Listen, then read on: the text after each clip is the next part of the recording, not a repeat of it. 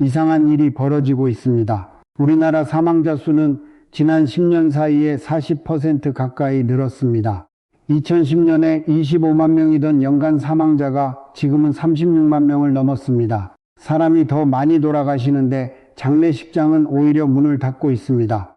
지방부터 시작해서 수도권까지 폐업하는 장례식장이 해마다 늘고 있다는 겁니다. 죽는 사람은 느는데 장례식장이 망한다. 이게 무슨 말입니까? 답은 간단합니다. 장례를 치르는 방식이 달라지고 있기 때문입니다. 빈소를 차리지 않는 장례, 조문객을 받지 않는 장례, 가족 몇 명이 조용히 보내드리는 장례, 이런 방식이 해마다 늘고 있습니다. 그런데 오늘 제가 하고 싶은 이야기는 장례를 어떻게 치르느냐가 아닙니다. 그것보다 더 앞에 있는 질문입니다. 여러분은 자신이 어떻게 떠나고 싶은지 한 번이라도 생각해 보신 적이 있으십니까? 이 질문에 대한 답이 여러분의 남은 날들을 바꿀 수도 있습니다. 끝까지 함께 해 주십시오. 여러분 집에는 사진 한 장이 있을 겁니다. 서랍에 혹은 앨범 어딘가에. 돌아가신 분의 영정사진일 수도 있고 아직 아무도 쓰지 않은 본인 사진일 수도 있습니다. 혹은 한 번도 생각해 본 적 없는 분도 계시겠지요. 내 영정사진은 어떤 사진이 될까? 누가 골라줄까? 웃고 있는 사진일까? 무표정한 증명사진일까? 이상하게도 우리는 평생 모든 것을 준비하며 살았습니다. 자식 학비를 준비하고 결혼 자금을 준비하고 노후를 준비하고, 그런데 딱 하나 떠나는 것만큼은 준비하지 않았습니다. 두려워서가 아닙니다. 아무도 가르쳐 주지 않았기 때문입니다. 어떻게 꺼내야 하는지, 누구에게 말해야 하는지, 뭘 정해 두어야 하는지 아무도 알려주지 않았습니다. 오늘 그 이야기를 같이 해보려 합니다. 무겁지만 피하지 않겠습니다. 이야기를 시작하기 전에 하나만 여쭤보겠습니다. 여러분은 자녀에게 본인 장래에 대해 말씀하신 적이 있으십니까? 이미 말씀하셨다면 숫자 1, 한 번도 말한 적 없다면 숫자 2, 말하고 싶은데 아직 못했다면 숫자 3을 적어 주십시오. 숫자 하나면 됩니다. 여러분이 지금 이 이야기의 어디쯤에 계신지 저는 알고 싶습니다. 자, 그러면 한 가족의 이야기부터 시작하겠습니다. 박영수 씨, 75세 돌아가신 분입니다. 충청도 시골에서 태어나 서울로 올라와 평생 인쇄소에서 일하신 분이었습니다. 젊었을 때부터 참 검소한 분이셨어요. 점심은 늘 집에서 싸간 도시락을 드셨고 커피도 자판기 커피 한 잔이면 충분하다고 하셨습니다. 옷을 잘 안 사셨어요. 겨울 외투 하나를 15년 넘게 입으셨는데 소매 끝이 닳아서 안감이 보일 정도였습니다. 아내가 새 옷 사드리려 하면 늘 같은 말을 하셨습니다. 이거 아직 멀쩡한데 뭘. 저녁은 대부분 된장찌개에 밥이었습니다. 가끔 고등어 한 토막 구워 놓으면 그날은 잔칫날이었습니다. 외식은 1년에 한두 번, 그것도 자식들이 오는 날에만. 박영수 씨에게 삶이란 그런 것이었습니다. 소박하고 조용하고 자기 몫을 아끼면서 가족에게 내어주는 것, 그런 분이 돌아가셨습니다. 갑자기였습니다. 어느 새벽 심장이 멈추셨습니다. 장남이 장례를 맡았습니다. 장남은 박영수 씨의 아들답지 않게 체면을 중시하는 사람이었습니다. 회사에서 직위가 있었고 주변에 아는 사람이 많았습니다. 장례식장에 도착하자마자 장남이 결정한 것들이 있었습니다. 빈소는 제일 넓은 방으로 하자. 화환은 10단 이상 놓자. 음식은 넉넉하게 300명은 준비하자. 장례식장 직원이 물었습니다. 관은 어떤 걸로 하시겠습니까? 장남이 대답했습니다. 제일 좋은 걸로 하세요. 아버지 마지막 가는 길인데 난 부끄럽지 않게 드려야지요. 수의도 가장 좋은 것으로 골랐습니다. 꽃장식도 추가했습니다. 접객 도우미도 불렀습니다. 이틀 동안 조문객이 오갔습니다. 회사 동료, 동창, 이웃, 거래처 사람들. 음식이 계속 나갔고 빈자리는 거의 없었습니다. 장남은 쉴 틈 없이 인사를 했습니다. 와 주셔서 감사합니다. 고인이 좋아하셨을 겁니다. 이런 인사를 수백 번 반복했습니다. 셋째 날 아침발인 직전이었습니다. 둘째 딸이 빈소 한쪽에 서서 조용히 주변을 둘러봤습니다. 화환이 벽을 가득 채우고 있었고 음식 냄새가 복도까지 퍼져 있었고 사람들은 아직도 들어오고 있었습니다. 화려했습니다. 성대했습니다. 누가 봐도 부족함 없는 장례였습니다. 그런데 딸의 눈에 들어온 것은 다른 것이었습니다. 아버지의 영정이었습니다. 양복을 입고 정면을 바라보는 어딘가 어색한 증명사진이었습니다. 아버지가 양복을 입은 날이 몇 번이나 되었던가? 평생 작업복과 낡은 외투를 입고 사신 분인데 사진 속 아버지는 아버지 같지 않았습니다. 딸은 오빠에게 조용히 물었습니다. 오빠, 아버지가 이걸 원하셨을까? 장남은 대답하지 않았습니다. 아니, 못했습니다. 그 질문에 대답할 수 있는 사람은 그 자리에 아무도 없었습니다. 왜냐하면 박영수 씨는 살아계실 때 한 번도 자기 장래에 대해 이야기하신 적이 없었기 때문입니다. 가족들도 한 번도 물어본 적이 없었습니다. 장례가 끝나고 비용을 정산했습니다. 1,500만 원이 넘었습니다. 여러분, 1,500만 원이 얼마인지 아십니까? 한국소비자원과 상조업계에 따르면 우리나라 장례 비용 평균이 1천만 원에서 1,500만 원 사이입니다. 어떤 분들에게는 이 돈이 1년치 생활비입니다. 노후 자금의 상당 부분입니다. 그 돈이 사흘 만에 나갔습니다. 그 돈이 정말 아버지를 위해 쓰인 것이었을까요? 된장찌개 한 그릇이면 충분했던 분, 커피 한 잔에 하루가 감사했던 분, 외투 하나를 15년 입으시며 이거 아직 멀쩡한데 뭘 하셨던 분, 그분의 마지막 길에 화환 10단과 300인분의 음식이 필요했을까요? 아니었을 겁니다. 그 돈은 아버지를 위한 것이 아니었습니다. 남의 눈을 위한 것이었습니다. 마지막 가는 길인데 이 정도는 해야지. 이 말 장례식장에서 가장 많이 들리는 말입니다. 맞는 말처럼 들립니다. 그런데 한번 뒤집어 보십시다. 마지막이니까 오히려 그 사람답게 보내드려야 하는 것 아닙니까? 화려하게 보내는 것이 잘 보내는 것이 아닙니다. 그 사람이 살았던 방식대로 보내드리는 것이 진짜 예의입니다. 결혼식을 한번 생각해 보십시다. 요즘 결혼식 가보시면 아시겠지만 음식을 누가 먹습니까? 신랑 신부는 밥 한 숟갈 못 드고 인사만 합니다. 하객들이 먹습니다. 꽃장식을 누가 봅니까? 하객들이 봅니다. 결혼식 전체가 사실은 하객을 위한 행사가 되어버리는 경우가 많지요. 장례도 다르지 않습니다. 빈소에 꽃을 누가 봅니까? 조문객이 봅니다. 음식을 누가 먹습니까? 조문객이 먹습니다. 고인은 관 속에 누워 계십니다. 아무것도 보시지 못하고 아무것도 드시지 못합니다. 그러면 이 장례는 누구를 위한 겁니까? 혹시 체면을 위한 것은 아닙니까? 남들한테 빈약하다는 소리 들을까봐 저 집은 장례도 제대로 안 치르더라 하는 소리 들을까봐 그 두려움 때문에 지갑을 여는 것은 아닙니까? 박영수 씨의 낡은 외투는 아직 옷장에 걸려 있습니다. 장례가 끝나고 넉 달이 지났는데 아무도 치우지 못했습니다. 버리자니 마음이 안 되고 입자니 아무도 입지 않습니다. 그 외투가 아버지였습니다. 화환 10단이 아니라 그 외투 하나가 아버지의 삶 전체를 말하고 있었습니다. 여러분, 장례는 크기가 아닙니다. 진심입니다. 그리고 진심은 돈으로 살 수 없습니다. 그런데 여기서 더 아픈 이야기를 하나 해야 할 것 같습니다. 장례가 크든 작든 화려하든 소박하든 그보다 더 중요한 것이 하나 있습니다. 그것을 놓치면 어떤 장례를 치러도 남는 것은 후회뿐입니다. 이재훈 씨 이야기입니다. 48살 서울에서 회사를 다니는 평범한 직장인이었습니다. 어머니가 73이셨습니다. 혼자 사셨습니다. 아버지는 오래전에 돌아가셨고 어머니는 경기도 외곽 작은 아파트에서 조용히 지내셨습니다. 이재훈 씨는 효자라고 불리는 아들은 아니었습니다. 하지만 나쁜 아들도 아니었습니다. 한 달에 한두 번 전화하고 명절에 찾아뵙고 생활비를 보내드리는 정도, 특별히 잘한 것도 특별히 못한 것도 없는 그런 아들이었습니다. 어느 화요일 아침 출근 준비를 하고 있는데 전화가 왔습니다. 모르는 번호였습니다.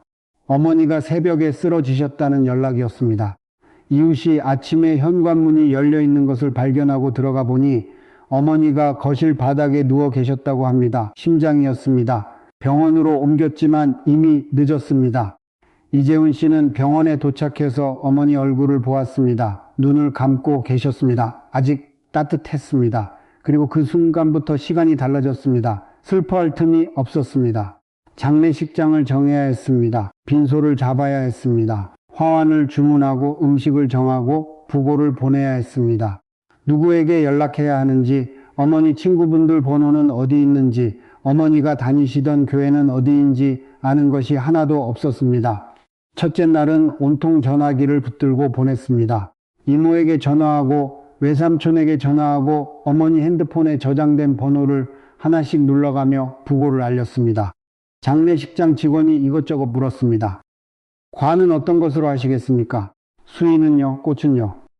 이재훈 씨는 하나도 모르겠다고 했습니다. 어머니가 뭘 좋아하셨는지, 어떤 꽃을 좋아하셨는지, 어떤 옷을 입고 싶으셨는지 한 번도 물어본 적이 없었습니다.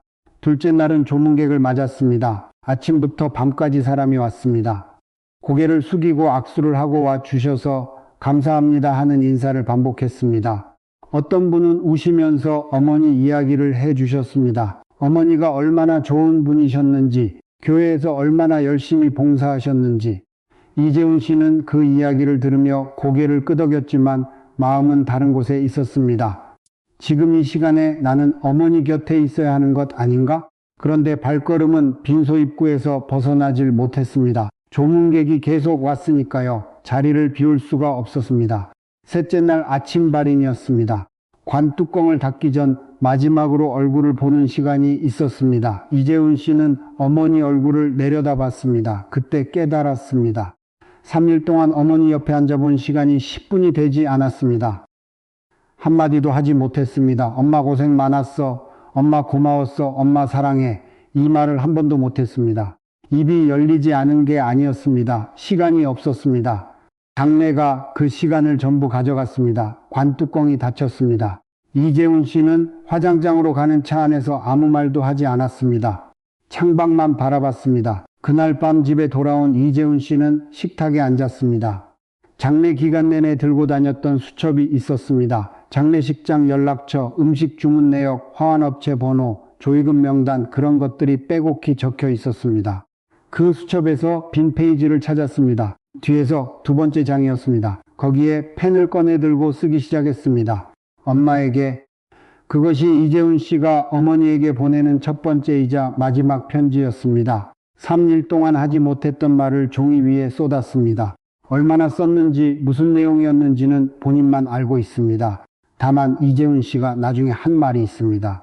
그 편지를 쓰면서 3일 동안 흘리지 못한 눈물이 전부 나왔다고. 그런데 더 아픈 것은 그 다음입니다. 장례를 치르면서 어머니의 옷을 정리하다가 이재훈 씨는 어머니 외출복 주머니에서 종이 한 장을 발견했습니다. 접어서 넣어둔 작은 종이였습니다. 펼쳐보니 메모였습니다. 재훈이 생일 갈비찜, 시금치, 계란말이, 미역국은 재훈이가 좋아하는 소고기로 다음 주가 이재훈 씨 생일이었습니다. 어머니는 아들 생일상을 준비하고 계셨던 겁니다. 시장에 가서 뭘 사야 하는지 미리 적어두셨던 겁니다. 갈비찜, 시금치, 계란말이, 소고기, 미역국.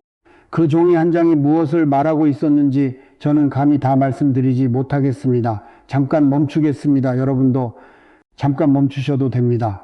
이재훈 씨의 3일은 바빴습니다. 정신없었습니다. 해야 할 일이 산더미처럼 쌓여 있었습니다. 그런데 그 3일이 지나고 나서 남은 것은 무엇이었습니까?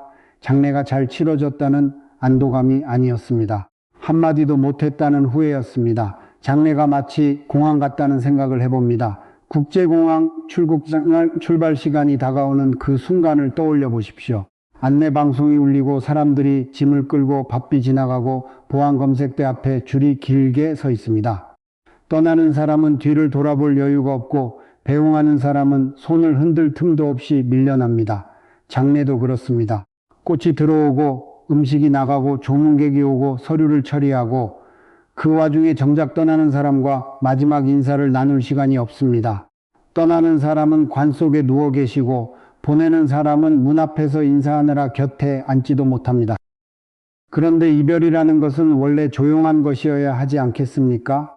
공항이 아무리 시끄러워도 가장 중요한 순간은 게이트 앞에서 눈을 마주치는 그 몇 초입니다. 장례도 마찬가지입니다. 가장 중요한 것은 화환의 크기가 아니라 곁에 앉아서 한마디를 할 수 있느냐 없느냐입니다. 로마의 황제이자 철학자였던 마르쿠스 아우렐리우스는 이런 말을 남겼습니다.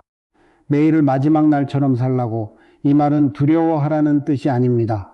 오늘 할 수 있는 말을 내일로 미루지 말라는 뜻입니다. 오늘 건넬 수 있는 마음을 다음에 하지 하고 넘기지 말라는 뜻입니다. 이재훈 씨는 그 다음이 오지 않았습니다. 어머니의 생일 메모는 있었는데 아들의 마지막 인사는 없었습니다. 여러분에게도 혹시 아직 건네지 못한 한마디가 있지는 않으십니까? 두 이야기를 들으셨습니다. 박용수 씨의 화환 열단과 이재훈 씨의 빈 수첩. 이 이야기가 여러분 마음 어딘가에 닿으셨다면 구독 버튼과 좋아요를 한 번만 눌러주십시오. 저를 위한 것이 아닙니다. 이런 이야기가 다음에도 그 다음에도 여러분 곁에 찾아올 수 있도록 길을 하나 열어두시는 겁니다. 작은 손길 하나가 누군가에게는 꼭 필요한 이야기를 전해주는 힘이 됩니다. 자, 이제 좀 현실적인 이야기를 해야 할 것 같습니다. 앞에서는 마음 이야기를 했다면 지금부터는 돈 이야기를 하겠습니다. 속되게 들릴 수 있습니다.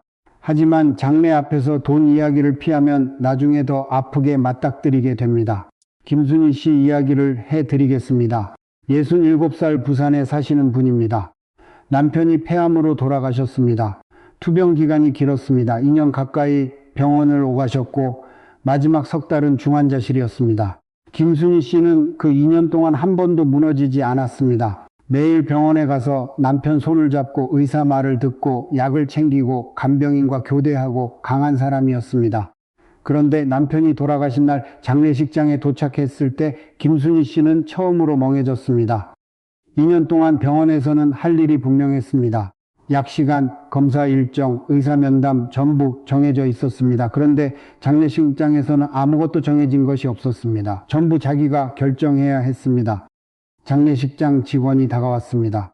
차분한 목소리였습니다. 친절했습니다. 할머니, 빈소는 어느 방으로 하시겠어요? 관은 어떤 걸로 하시겠어요? 수의는요? 김순희 씨는 아무것도 모르겠다고 했습니다. 남편 장례를 어떻게 치러야 하는지 한 번도 생각해 본 적이 없었습니다. 남편이 살아계실 때 그런 이야기를 꺼낼 수가 없었습니다. 살려야 한다는 생각밖에 없었으니까요. 직원이 안내를 시작했습니다. 관은 이 정도 등급이 기본인데 한 단계 위가 마감이 더 좋습니다. 수의도 기본형이 있는데 이 원단이 훨씬 곱습니다. 꽃장식은 기본이 5단인데 보통 이 정도 규모면 8단에서 10단 정도 놓으십니다. 음식도 기본 메뉴가 있는데 조문객이 많으실 것 같으니 한 단계 올리시는 게 좋겠습니다. 한 문장마다 뒤에 붙는 말이 있었습니다. 마지막 가는 길인데요. 이 말이 한 번 나올 때마다 금액이 올라갔습니다. 관을 올리니 100만 원이 추가되었습니다. 수의를 바꾸니 50만 원이 추가되었습니다. 꽃을 늘리니 또 추가, 음식을 올리니 또 추가, 접객 도우미를 부르니 또 추가. 하나하나에는 크지 않아 보였습니다. 그런데 다 합치니 이 금액이 눈덩이처럼 불어났습니다. 김순희 씨는 그 자리에서 거절을 하지 못했습니다. 거절할 마음의 여유가 없었습니다. 남편을 잃은 지 몇 시간밖에 안 된 사람에게 이건 필요 없으니 빼주세요 하고 따질 힘이 어디 있겠습니까? 마지막 가는 길인데요. 이 한마디 앞에서 아니라고 말하는 것은 마치 남편에게 마지막까지 인색하게 구는 것 같았습니다. 장례가 끝났습니다. 사흘 뒤 김순희 씨는 집에 돌아와 식탁에 앉았습니다. 하얀 봉투가 하나 있었습니다. 장례식장에서 받은 영수증이 들어있었습니다. 총 1,800만 원. 김순희 씨는 그 숫자를 한참 들여다봤습니다. 그리고 하나하나 따져봤습니다. 생전 처음으로 장례 비용을 차분히 들여다본 것이었습니다. 따져보니 기본 항목만으로도 충분했을 것들이 보였습니다.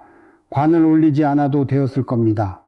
꽃을 5단만 놓아도 충분했을 겁니다. 음식도 기본 메뉴로도 부족하지 않았을 겁니다. 접객 도우미 없이 가족이 직접 해도 되었을 겁니다. 대략 잡아도 500만 원 이상은 안 해도 되는 것이었다는 생각이 들었습니다. 그런데 김순희 씨가 그 봉투를 버렸을까요? 아닙니다. 버리지 않았습니다. 서랍 안에 넣어 두었습니다. 그리고 가끔 꺼내 봅니다. 돈이 아까워서가 아닙니다. 내가 남편한테 제대로 해준 건지 그게 궁금해서입니다.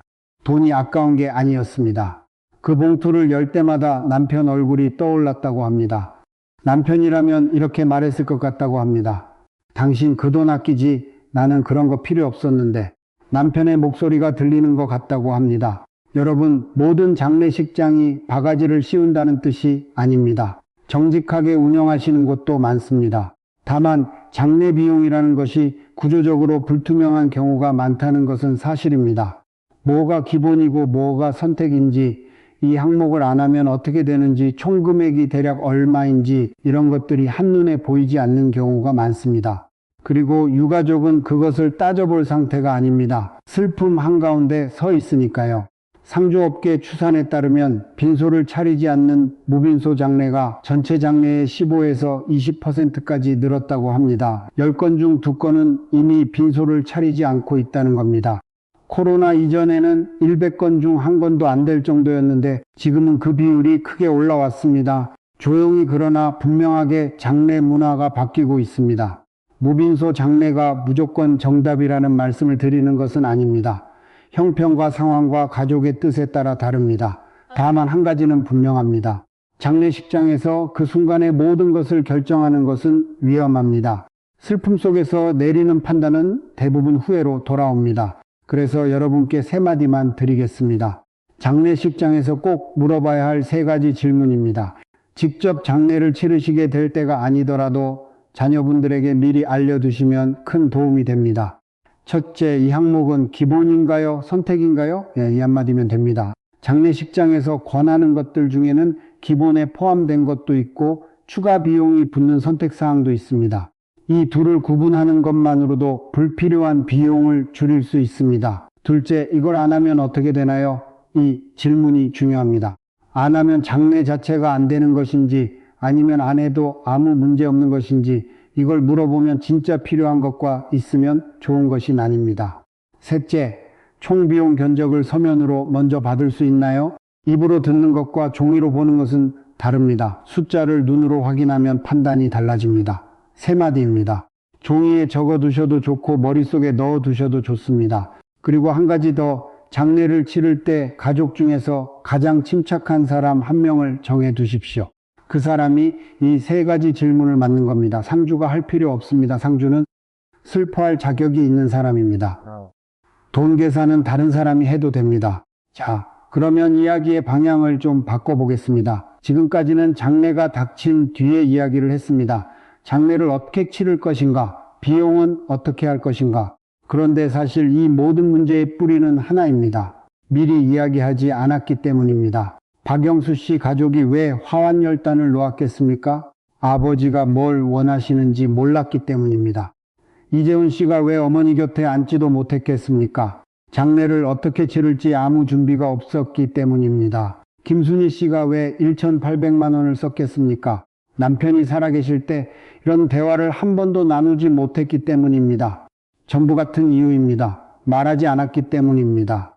우리 문화에서 죽음에 대해 이야기하는 것은 금기에 가깝습니다. 퍼렇게 살아있는 사람한테 장례 이야기를 꺼내면 재수 없다고 합니다.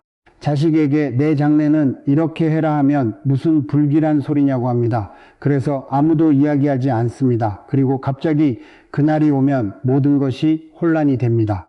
그런데 한번 뒤집어 생각해 보십시다. 살아있는데 장례 이야기를 하면 재수가 없다고요? 살아있으니까 할 수 있는 겁니다. 죽으면 못합니다. 죽은 뒤에는 아무것도 정할 수 없습니다. 아무것도 전할 수 없습니다. 살아있을 때만 할 수 있는 일입니다. 그러니 이것은 재수 없는 일이 아니라 살아있기 때문에 할 수 있는 가장 귀한 일입니다. 한영숙 씨 이야기를 해드리겠습니다.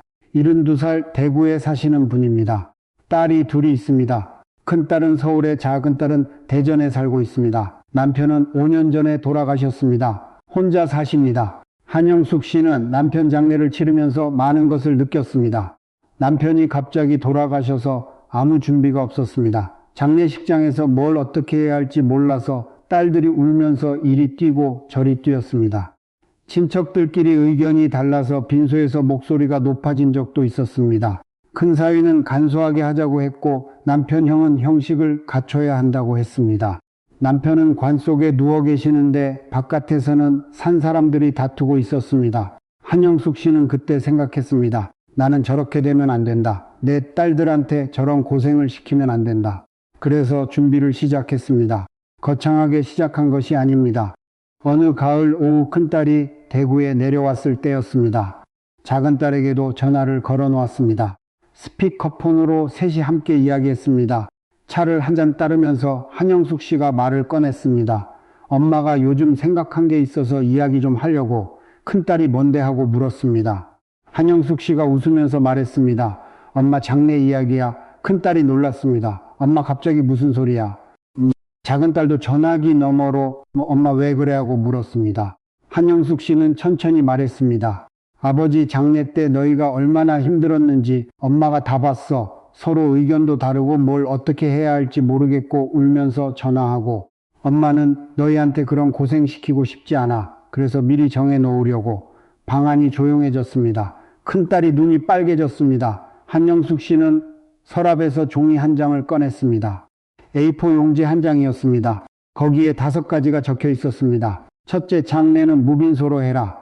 조문객 받지 말고 가족끼리만 조용히 보내달라. 둘째, 영정사진. 전에 찍어놓은 사진이 있다. 한영숙 씨가 그 사진을 꺼내 보여주었습니다. 동네 꽃시장 앞에서 찍은 사진이었습니다. 국화 한 다발을 들고 환하게 웃고 있었습니다. 한영숙 씨가 말했습니다. 이게 제일 나답다. 이 사진으로 해줘.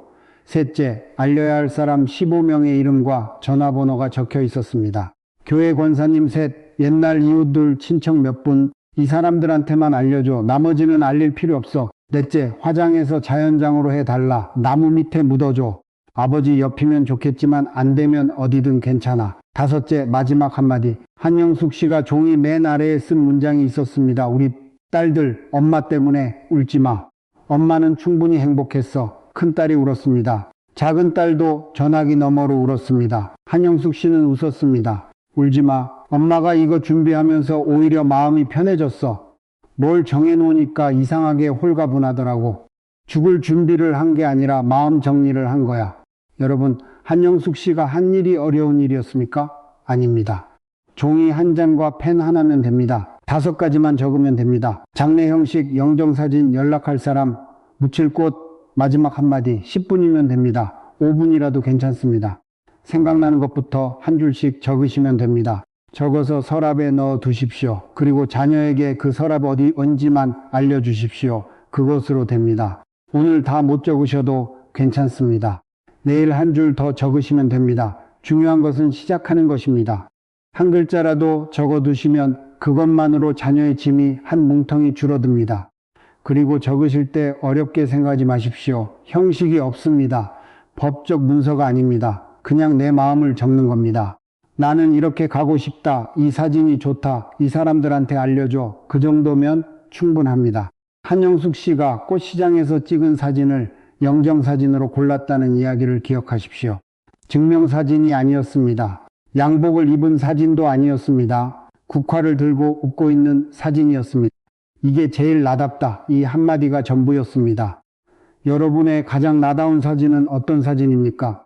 지금까지 우리는 장래가 누구를 위한 것인지, 마지막 인사를 놓치면 어떤 후회가 남는지, 비용의 함정은 어디에 있는지, 그리고 미리 말해두는 것이 왜 중요한지를 이야기했습니다. 그런데 이 모든 이야기의 밑바닥에 하나가 더 있습니다. 어쩌면 오늘 이야기 중에서 가장 중요한 한 가지입니다. 죽음을 준비하는 것은 죽기 위한 것이 아닙니다. 남은 날들을 제대로 살기 위한 것입니다. 이 말이 이상하게 들리실 수 있습니다. 죽을 준비를 하는데 왜 삶이 달라지느냐고 하실 수 있습니다. 정태우 씨 이야기를 들으시면 아마 고개를 끄덕이시게 될 겁니다. 정태우 씨 70살, 강원도 원주에 사시는 분입니다. 평생 고등학교에서 국어를 가르치신 분이었습니다.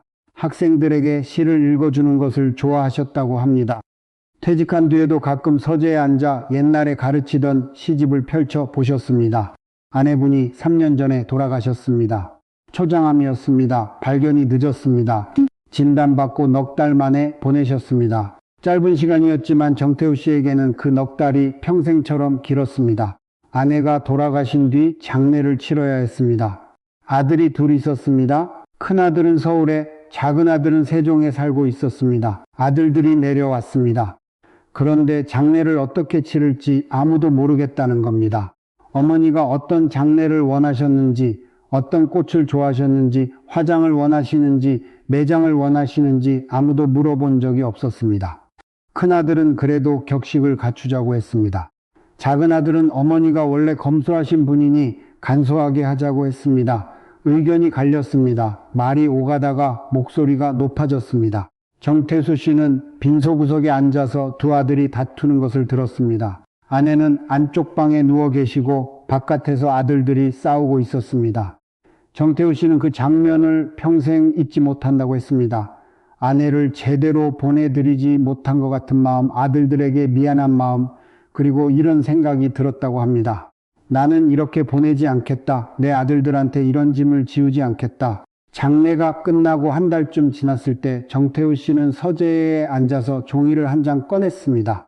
아내 장례 때 느낀 것들이 머릿속에 아직 생생했습니다. 그래서 적기 시작했습니다. 자기 장래에 대한 것을요. 장례는 무빈소로 한다. 조문객은 받지 않는다. 가족만 모인다. 화장한다. 쟤는 아내 옆에 묻어달라. 영정사진은 서재에서 찍은 사진으로 해라. 안경 쓰고 책 들고 있는 사진이다. 그게 제일 나다운 모습이다. 거기까지 적고 나서 정태우 씨는 펜을 내려놓았습니다. 그리고 한참을 생각했습니다. 뭔가 더 적고 싶었습니다.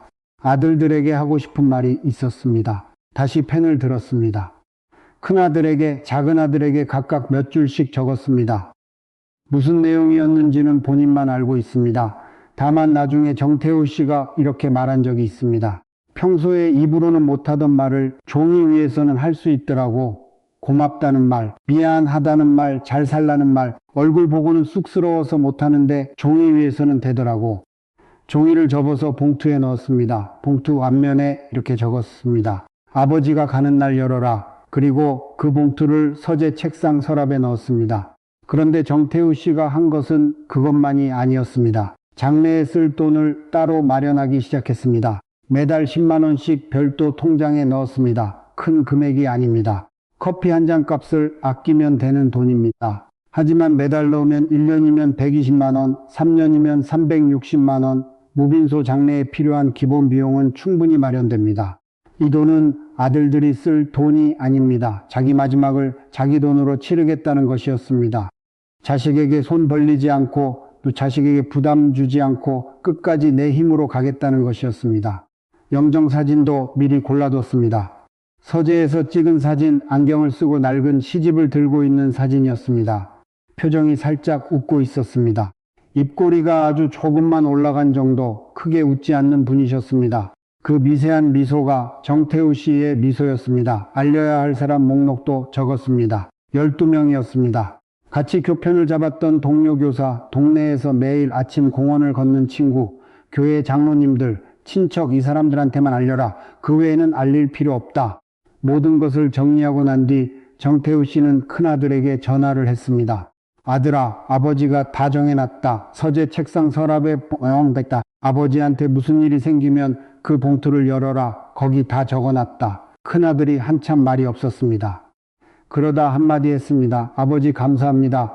정태우 씨는 웃으며 대답했습니다. 감사할 것 없다. 어머니 때 너희 고생하는 거 보고 아버지가 마음이 아파서 이번에는 아버지가 다 해놓을 테니까 너희는 그냥 와서 아버지 얼굴만 봐줘. 그러면 된다. 그리고 정태우 씨는 전화를 끊은 뒤에 이렇게 말했다고 합니다. 이제 아버지는 마음 편하게 살다 갈 준비가 됐다. 그 뒤로 정태우 씨의 일상이 달라졌습니다. 눈에 띄게 달라진 것은 아닙니다. 밖에서 보면 똑같은 할아버지입니다. 그런데 안에서 뭔가가 바뀌었습니다. 아침에 눈을 뜨면 무겁지 않았습니다. 해놓은 것이 있으니까요. 혹시 오늘 내가 쓰러져도 아들들이 허둥대지 않을 것이라는 것을 아니까 그 안심이 하루를 가볍게 만들었습니다. 정태우 씨는 그 뒤로 오래간만에 낚시를 다시 시작했습니다. 젊었을 때 좋아했는데 바빠서 못 갔던 낚시, 원주 근처 저수지에 가서 의자를 놓고 앉아서 반나절을 보냅니다. 고기가 잡히든 안 잡히든 상관없다고 합니다. 물 위에 찌가 떠 있는 것을 바라보는 것만으로 좋다고 합니다. 베란다에 작은 화분을 들여놓았습니다. 상추와 고추를 심었습니다. 매일 아침 물을 줍니다. 싹이 올라오는 것을 봅니다. 잎이 한 장 펴질 때마다 기분이 좋습니다. 대단한 일이 아닙니다. 그런데 정태우 씨는 말합니다. 예전에는 이런 게 눈에 안 들어왔다고, 무언가에 쫓기듯이 살았다고, 아내를 보내고 장례를 치르고 앞으로 나도 가야 하는데 어떻게 하나 이런 걱정에 짓눌려 있었다고. 그런데 다 정리하고 나니 비로소 보이기 시작했다고 합니다. 아침 햇살이 화분 위에 이슬이 저수지의 잔물결까지 매일 아침 커피를 한 잔 내립니다. 인스턴트가 아니라 직접 원두를 갈아서 내립니다. 아내분이 살아계실 때는 아내분이 다 해주셨습니다. 지금은 자기가 직접 내립니다. 내리는 시간이 3분 정도 걸립니다.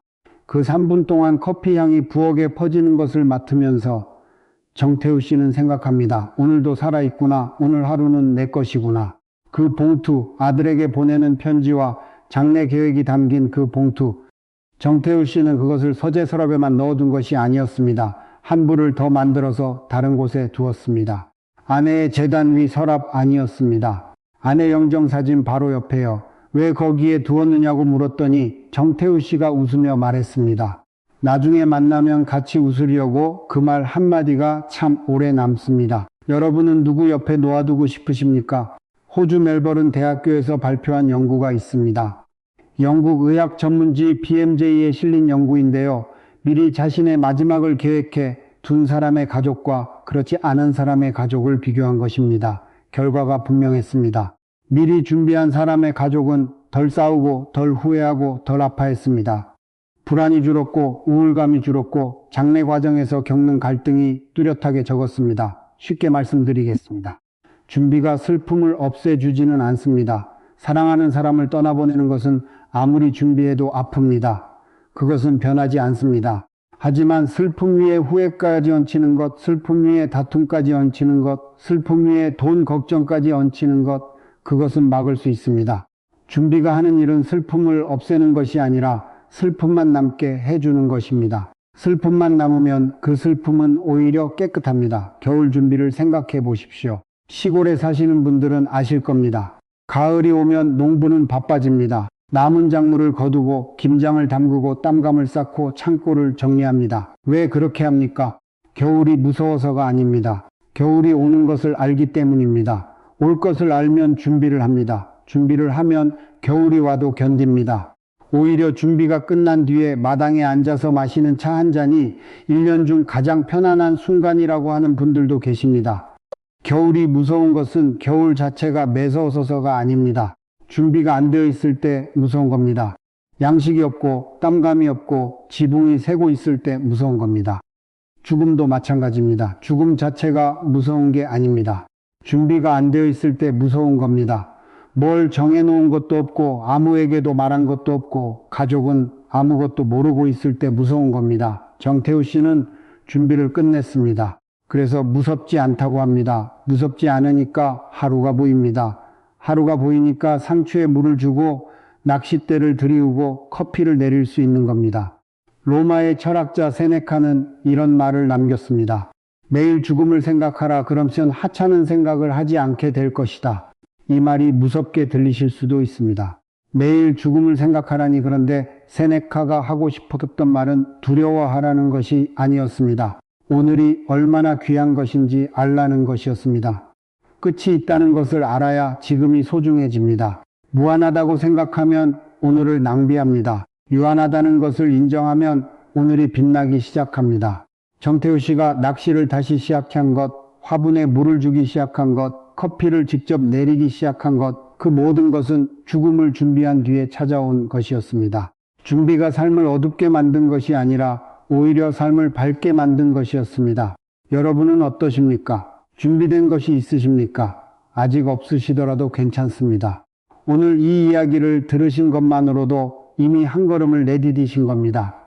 정태우 씨도 처음에는 종이 한 장에 한 줄 적은 것이 시작이었습니다. 한영숙 씨도 차 한 잔 마시면서 딸들에게 말 한마디 꺼낸 것이 시작이었습니다. 거창한 것이 아닙니다. 오늘 밤 혹은 내일 아침 종이 한 장을 꺼내 보십시오. 거기에 한 줄만 적어 보십시오. 나는 어떻게 가고 싶은가? 그 한 줄이 시작입니다. 내일 한 줄 더 적으시면 됩니다. 모레 또 한 줄, 그렇게 5줄이 모이면 그것이 여러분의 마지막 선물이 됩니다. 자녀에게 주는 가장 실용적이면서 가장 따뜻한 선물. 정태우 씨의 봉투가 아내 영정사진 옆에 놓여 있다고 했지요. 그 봉투는 아직 열리지 않았습니다. 열릴 날이 오겠지요. 하지만 정태우 씨는 그날이 두렵지 않다고 합니다. 다 적어놨으니까, 할 말을 다 했으니까 아들들이 허둥대지 않을 것을 아니까요. 그리고 오늘도 아침에 커피를 내리면서 아내 사진을 봤다고 합니다. 여보, 나는 오늘도 잘 살고 있어. 조금만 더 있다가 갈게. 그 한마디를 매일 아침 하는 것이 정태우 씨의 하루 시작입니다. 여러분, 오늘 이야기가 꽤 길었습니다. 무거운 이야기였습니다. 여기까지 함께 해주신 것만으로도 감사한 마음입니다. 이제 오늘 나눈 이야기들을 천천히 되짚어 보겠습니다. 차 한 잔 드시면서 들으셔도 좋습니다. 가장 먼저 장래가 누구를 위한 것인지를 이야기했습니다. 박영수 씨는 평생 된장찌개 한 그릇이면 충분했던 분이었습니다. 외투 하나를 15년 입으셨던 분이었습니다. 그런데 그분의 장래에는 화환 10단과 300인분의 음식이 놓였습니다. 체면이었습니다. 남의 눈이었습니다. 장래는 크기가 아니라 진심이라고 했습니다. 그 사람이 살았던 방식대로 보내드리는 것이 진짜 예의라고 했습니다. 그 다음 이재훈 씨의 이야기를 들었습니다. 3일 동안 장례를 치르면서 어머니 곁에 앉은 시간이 10분이 되지 않았습니다. 한마디도 못했습니다. 관뚜껑이 닫히고 나서야 수첩 뒷장에 편지를 쓰셨습니다. 어머니 주머니에서 나온 메모 한 장에는 갈비찜, 시금치, 계란말이, 소고기 미역국이 적혀 있었습니다. 다음 주 아들 생일상을 준비하고 계셨던 겁니다. 장례는 바빠서는 안 됩니다. 떠나는 사람 곁에 앉을 시간이 있어야 합니다. 그것이 진짜 장례입니다. 비용 이야기도 했습니다. 김순희 씨는 1,800만 원을 쓰셨습니다. 마지막 가는 길인데요. 이 한마디가 나올 때마다 금액이 올라갔습니다. 모든 장례식장이 그런 것은 아닙니다. 하지만 슬픔 속에서 내리는 결정은 대부분 후회가 됩니다. 세 가지 질문을 기억하십시오. 기본인가요? 선택인가요? 안 하면 어떻게 되나요? 서면 견적을 받을 수 있나요? 이 세 마디가 수백만 원을 지켜줍니다. 한영숙 씨는 종이 한 장에 5가지를 적어 두셨습니다. 장례 형식, 영정사진, 연락할 사람, 묻힐 꽃, 마지막 한마디. 꽃시장에서 국화를 들고 웃는 사진을 영정으로 골랐습니다. 이게 제일 나답다. 이 한마디가 전부였습니다. 살아있을 때 할 수 있는 일입니다. 죽으면 못합니다. 예의 없는 일이 아니라 살아있기 때문에 할 수 있는 가장 귀한 일입니다. 그리고 마지막으로 정태호 씨의 이야기를 들었습니다. 아내 장례 때 아들들이 다투는 것을 보고 나는 이렇게 보내지 않겠다고 결심하신 분이었습니다. 장례 계획을 적고 아들에게 편지를 쓰고 장례 비용을 따로 모으고 영정사진을 골라 두셨습니다. 모든 것을 정리하고 나서 정태호 씨가 하신 말은 이제 아버지는 마음 편하게 살다 갈 준비가 됐다는 것이었습니다.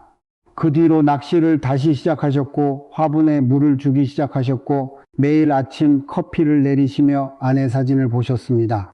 준비가 삶을 어둡게 한 것이 아니라 오히려 밝게 만든 것이었습니다. 여러분, 오늘 이야기를 한 문장으로 줄이면 이것입니다. 장례는 죽은 뒤의 일이 아닙니다. 살아있을 때 하는 마지막 사랑입니다. 그 사랑은 거창한 것이 아닙니다. 종이 한 장, 펜 한 자루, 그리고 입을 여는 용기, 그것이면 됩니다. 한국에 이런 말이 있지요. 호랑이는 죽어서 가죽을 남기고 사람은 죽어서 이름을 남긴다. 맞는 말입니다. 그런데 저는 이렇게 덧붙이고 싶습니다.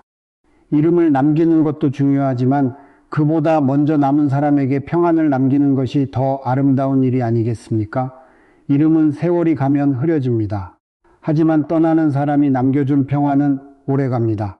장례에서 허둥대지 않았다는 기억, 마지막 인사를 나눴다는 기억, 싸우지 않고 보내드렸다는 기억, 그것이 자녀에게 남기는 가장 아름다운 유산입니다. 여러분, 오늘 이야기를 들으시면서 마음속에 떠오른 것이 있으십니까? 혹시 예전에 치렀던 장례가 떠오르셨습니까? 정신없이 치르고 나서 돌아와 멍하니 앉아 있었던 그 밤이 기억나십니까? 아니면 아직 살아계신 분에게 하지 못한 말이 있으십니까? 혹은 오늘 이야기를 듣고 나서 나도 종이 한 장 적어봐야겠다는 생각이 드셨습니까? 무엇이든 괜찮습니다. 댓글에 한 줄만 적어주십시오. 나는 이렇게 장례를 치렀다. 나는 이것이 후회된다. 나는 이렇게 준비하고 있다. 나는 아직 아무것도 못했다. 어떤 이야기든 괜찮습니다. 이곳은 안전한 곳입니다. 같은 시대를 살아온 분들이 모여 계십니다. 같은 무게를 지고 걸어온 분들입니다. 여러분의 한마디가 다른 누군가에게 용기가 될 수 있습니다. 내가 장례를 이렇게 치렀더니 좋았다. 이 한마디가 아직 준비하지 못한 분에게 첫걸음이 될 수 있습니다. 그리고 혹시 오늘 이 이야기를 들으시면서 누군가의 얼굴이 떠오르셨다면 그분에게 이 이야기를 보내주십시오.